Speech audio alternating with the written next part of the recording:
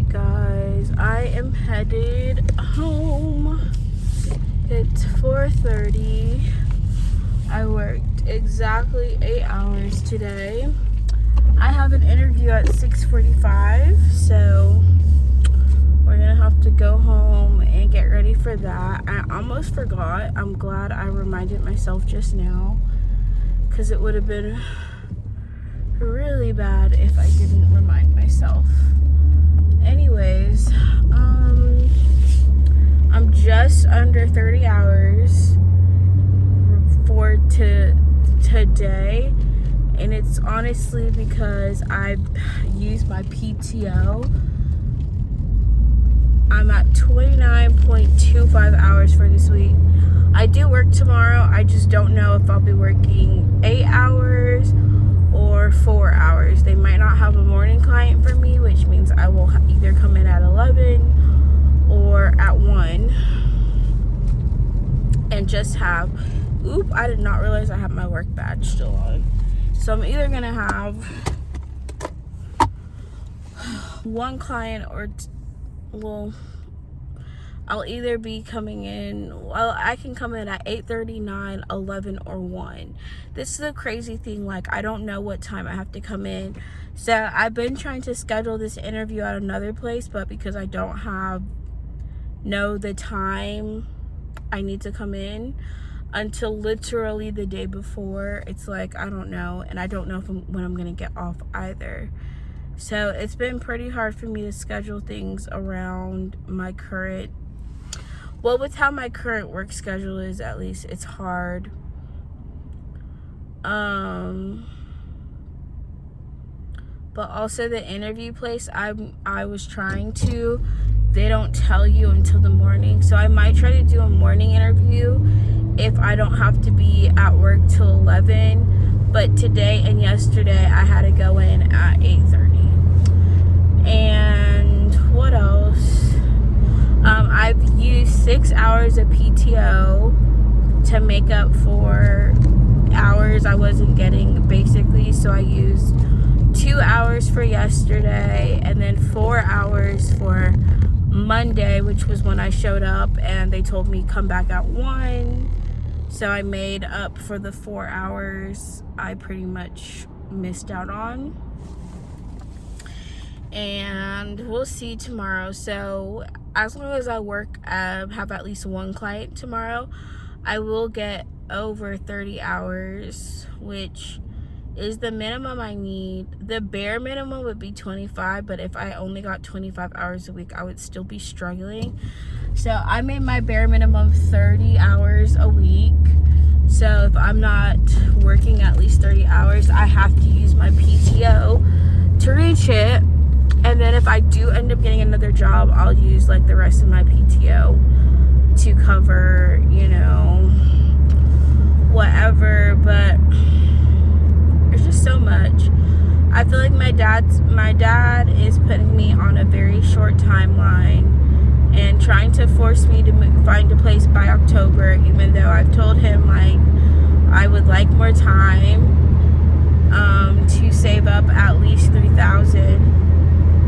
And he doesn't seem to want to allow that, because even though he doesn't think he'll have someone to rent it till December, I'm not allowed to stay at the house till December, which to me is just like, it doesn't make sense to me. Why do I have to be out by the end of October and you don't even, it's like you're rushing me out, but you don't even have like, you don't have a plan in place, or someone who's about to rent the house, and you still are gonna have to be paying the same amount. So it doesn't make sense to me, but I'm just gonna wash my hands with it.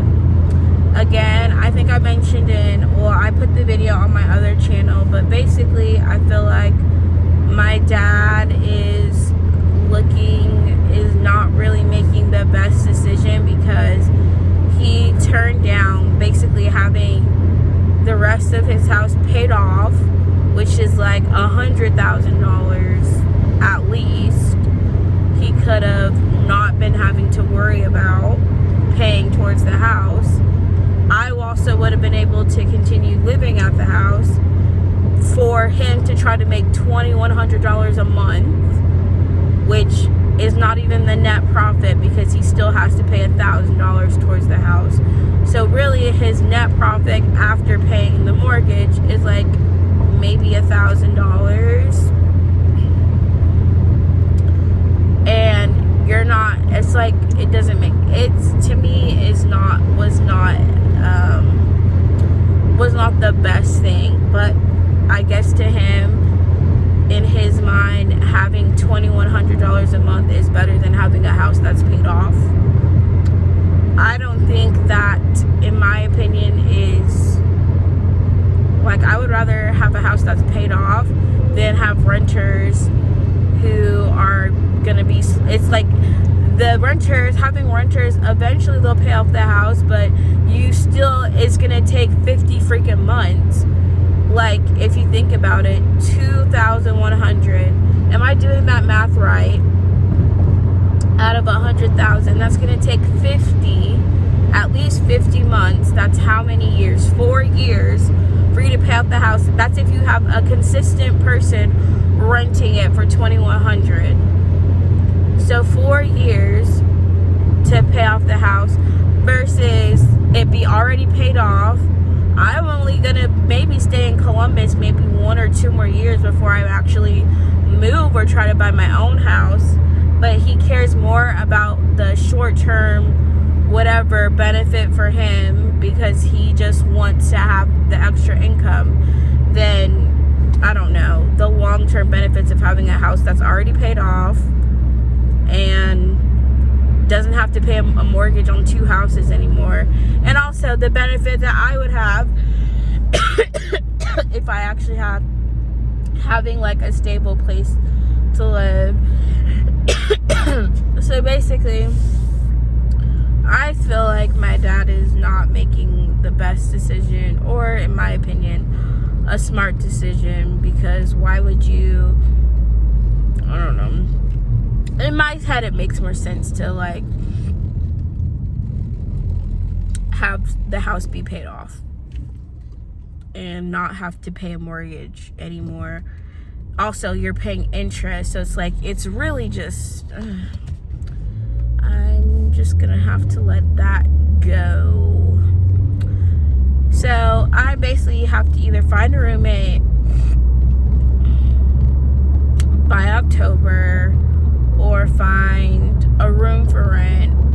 And I'm just like, I literally just filmed a room tour and my bathroom tour, and I feel like I'm really just, I was really like, okay, I really like how my room is right now, right? I'm very comfortable there, but I guess sometimes you have to just learn to not be comfortable. You can't be comfortable and grow, right? Growing comes out of being uncomfortable. So maybe I am too comfortable being at my dad's and need to have an experience, you know, not like living completely on my own, which I would love to have my like my actual own place and not have to have roommates. I just don't feel like I can afford that with my current job, unless I could find a place that was under 800. And the place that I was looking at that was about 800, or said was listed under 800, I looked at the application and it was actually like closer to 900. So I'm like, I don't know why it went from 790 to 870, but at the end of the day, I just have to figure out, well, I have a lot I have to figure out, but I also just have to make sure I actually have the finances, because before I move it, if I move anywhere, I want to / need to be able to pay 3 months in advance. Personally, that's the only way I would feel comfortable moving somewhere, because that means I know I have 3 months to not worry, and then in 3 months, obviously, I can make sure I have enough saved for at least another 2. Like, I always just want to be 3 months ahead. So after the first month, pay another month. So I'm always have 3 months. I'm always 3 months ahead. That's how I personally would feel comfortable, because if I lost my job or something, you never know. At least I know I got 3 months to either find a new place. I'm 3 months ahead at my apartment, 3 months to get a job. You know, just be like smart about it, because I'm not stupid, and I'm also not, I don't want to put myself in a situation where I'm struggling, you know, making rent each month. So being at least set up to have 3 months, know I have 3 months at whatever place I'm staying, to me is the smartest way to go into things. But we are not there yet, and that's on a budget, and my budget is, it needs to be, I want to be under 1,000, but I really want to be under 800. But finding my own place under 800, y'all, seems impossible right now.